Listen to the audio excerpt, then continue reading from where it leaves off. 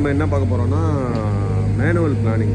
பாருங்கள், மேனுவல் வந்து இந்த ஏரியா வந்து ஃபுல்லாகவே வந்து ஒரு 117 லெவலு, அது வந்து 120 லெவலு, அதுலேருந்து வந்து ஒரு 15 சென்டி டவுனு.